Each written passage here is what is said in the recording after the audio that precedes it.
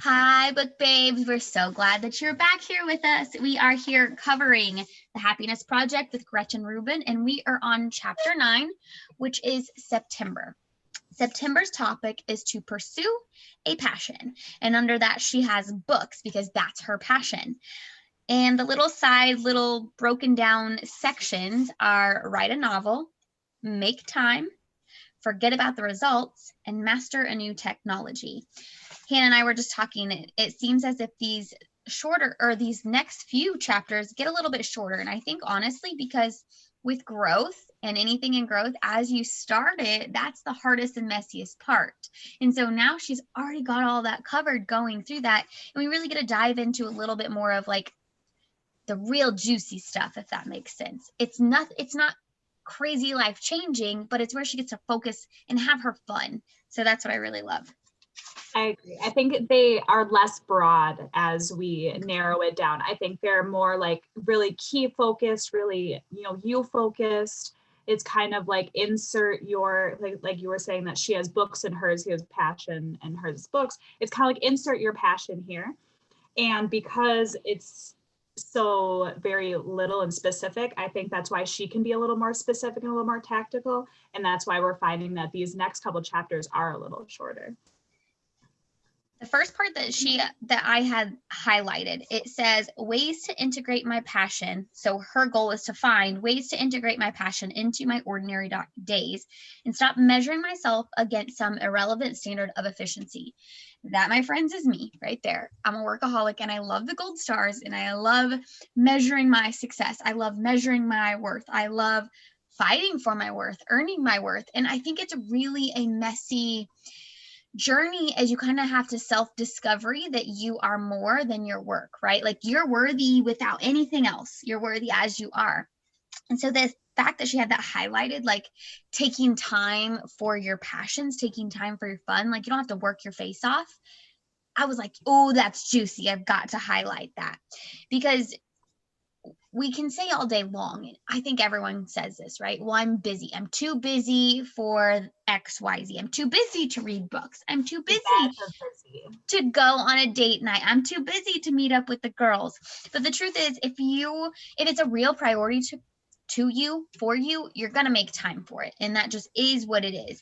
And you'll realize once you do make time for those priorities, then you're going to get that boost of happiness and you're going to feel good from it. And I really love that she said that. I agree. And then a little bit, she just kind of chimes in with what is your passion and how that is such a large and almost like overwhelming statement. And I think that that's so relatable because I think that at the end of the day, we all want to feel passionate about something and we all want to feel like we are on the right life course and we're making an impact in the world and that we're doing whatever our life path had lined out for us. And so she talks about like, how do you even begin to think about what that is? Because I think a lot of people as they get older, they kind of stop and go, wait, what is that passion point of mine? And I think it's easy, especially in the hustle and bustle of life, like married life and mom life and parents and just growing up, that it's easy to kind of put that passion on the back shelf, right? And so sometimes when this question gets brought up, I think it makes people uncomfortable because they're kind of like, oh, what is that thing? What is that thing that makes me want to get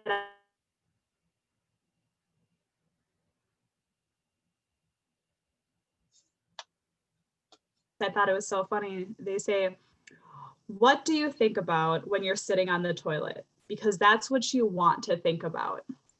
And it was such a funny thing. And that's how you find your passion. Is like, what do you think about? What can you not stop thinking about? What do you want to do when you're sitting down? What do you want to do? Like, what is that little like 12-year-old self wanted to do? What do you want to do on a free Sunday? And those are the kind of questions that I think really help narrow it down. And it was just really cute how that quote got in there to figure it out. Because it's that simple. It's what are you always thinking about? Yes, I totally agree. I had that circled too because I thought it was just like, oh my gosh. Well, yeah, of course, that is the time that you have nothing else to think about. What is that going to be? That was hilarious. Yes. The next little section is making time. And like she kind of just covers, I don't really have anything like huge takeaways from here, but she really just covers the TV topic, right? She was trying to find more time in her day and where could she make that up? And a lot of it was TV. And it's like something you don't think about because, well, that's how you spend time with your family or that's how you unwind by the end of the day. But if you actually looked at the time you're spent doing it, you could use it doing something more fulfilling, if that makes sense.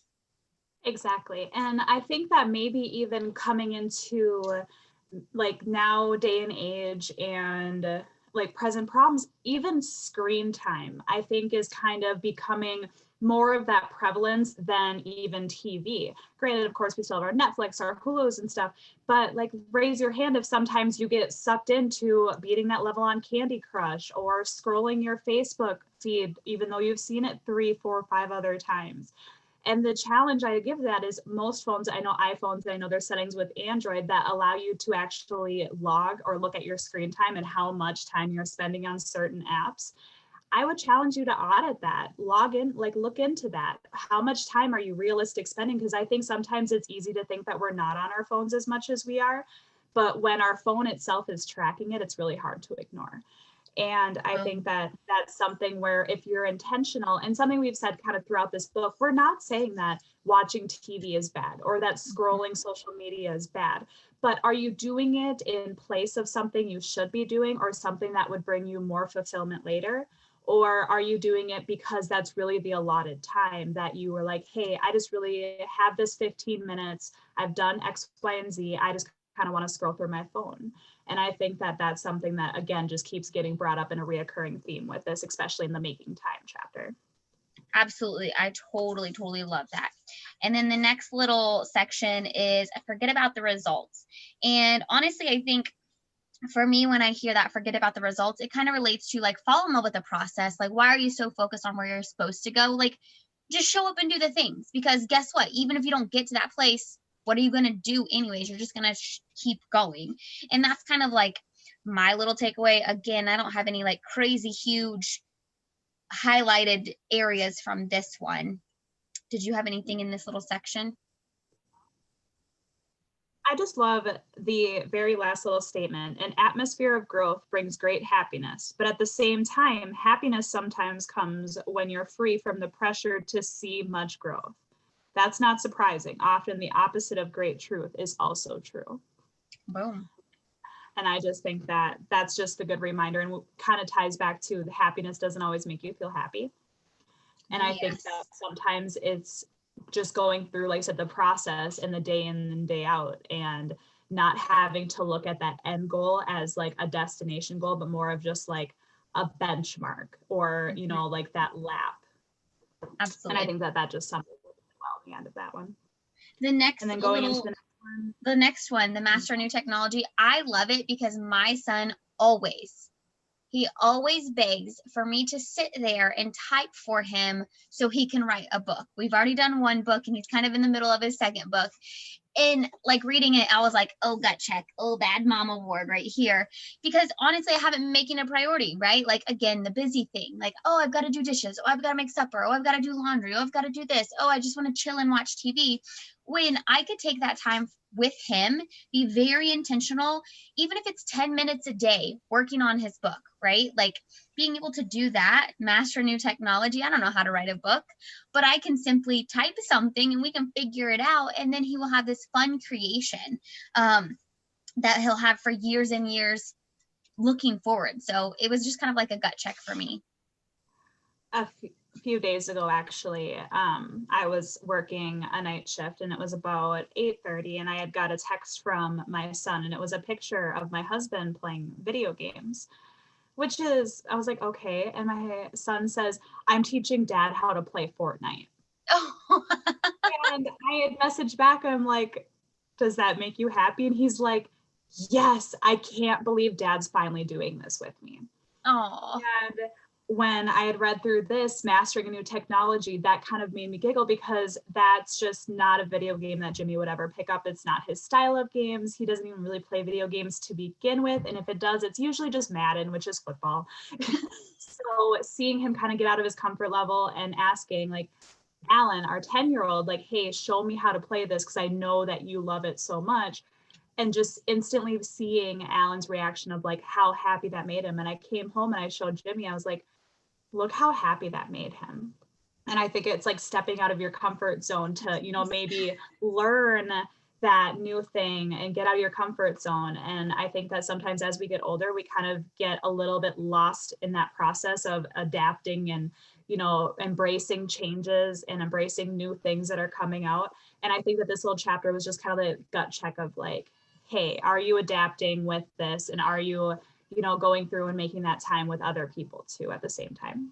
Well, it's kind of like the idea, slow down to speed up, right? We have to slow down and take the time with our family so that we can speed up the process of growth and love and just that intentionality. And I think that that's really beautiful. I loved it because it's kind of like that meeting point of, you know, yes, Alan plays a lot of Fortnite, but how do we turn something that he loves and that he is so passionate about into something that we can all enjoy, and having that like family aspect. So that way it's not just him isolated playing this video game. Yep. It can also be turned into like a family and a learning thing. And Alan just got such a kick out of teaching Jimmy something that it was just too good not to share with this chapter. Absolutely. And like, just the fact that he was willing to take a picture of his dad and send it to you while you're at work, like it just says it all.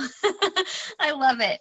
Before we do close out this chapter, one of the most powerful things I think for me that I took away from this one specifically is on the very last page of it, where it's page 239, where she says, of course, it's not enough to sit around wanting to be happy. You must make the effort to take steps towards happiness.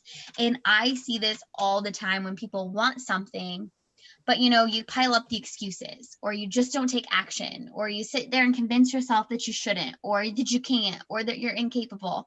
And it's like, listen, if you want to be happy, there's really only, I mean, you decide to do something about it, or you decide to sit where you've always been. And I think like that's, I don't know, something about that's really mind-blowing. And once you realize that the power for your entire future, for your attitude, for all these things is in your hands, and it's based on a simple decision, gosh, isn't that really empowering? Yes. And I think that she definitely just nails that about happiness comes as a consequence of pursuing goals such as love and work, but it shouldn't be the goal itself. Mm-hmm. And I think that is just so true. It's just, you know, it's not this overwhelming idea of happiness. It's these little things that you put into life. And we keep saying it, it's not always, you know, glamorous. It's not always things that are going to make you feel good. Sometimes it's really the consistency and the dedication and the diligence to do these things. And then being able to look and be like, oh, this 100% improves my quality of life, which therefore equals happiness. And I think that is just summarized so well in this last little part of this chapter. Absolutely. 100%. Chapter 9, pursue a passion. So I'm curious, Hannah, before we actually do close out this chapter, do you have a specific passion you're pursuing, or something that you would think that could encompass a chapter like this in your project, your happiness project, if you ever did one? So something that I have been kind of dabbling in the last, I would say, I guess coming up to March, it's already almost been a year, but just really building a social media presence, whether that be, you know, through our podcast or the YouTube or through my Instagram. I really just want to encompass as many people and just provide like value and tips and just be able to be some kind of light, because I feel like social media has so much negativity and such already, but I keep seeing these like beautiful little blips of where it's not dark. And I just want to continue to like help shine light into that area. So I think if I had to say a passion, it's definitely social media at the moment, and just raising my voice and reaching as many people as I can. I love that. What about you? Keep doing that, girl. What's your purpose that would for yours? My passion that I'm pursuing this year is a little bit different. because it's totally like just a fun one. And it is going to be like hiking and adventuring and like camping, which we kind of dabbled in last year, but we just dabbled. And I truly have learned as I'm going through this happiness project and in the last few months of this past year, just kind of the realization like, okay, well, you're really good at getting stuff done, but what are you doing for you, right? Like, what are you doing for that happiness in here? And I love to be outside. I love to explore. I love to travel. And so one of my real bucket list things is to travel to all the national parks. And so this year I really want to focus on visiting local state parks and making sure I'm getting my kids out. And even if my kids don't want to go with me, like making sure I'm getting out regardless, because I've always made the excuse because I've been a stay-at-home mom for almost 8 years now with a husband who always worked. And I always made an excuse, well, I don't want to take 3 kids out, because that's totally true and totally valid. 3 babies going anywhere, that's exhausting. And so it was like, it stole my joy a little bit. And so now I want to not let that steal my joy, because I'm in a better place and really go after the things that I find fun. Oh, that just like give me goosebumps. I love that. And I love that it kind of shines light on that passion, does like where passion can lie. It doesn't have to lie in income or in somebody else. It can lie in, you know, raising your voice up, or like you said, like going out and enjoying nature and visiting your state parks. I think that is beautiful. Here for I it. love that we can share that. I hope that our listeners will comment and let us know, what's your guys' passion? If you have really thought about it, what is something you guys are passionate about and really want to pursue in 2021? I'd love to hear. So make sure you share us, tag us in social, let us know how you guys are loving this, what you're thinking. And we're going to check in with you guys for October. See you soon.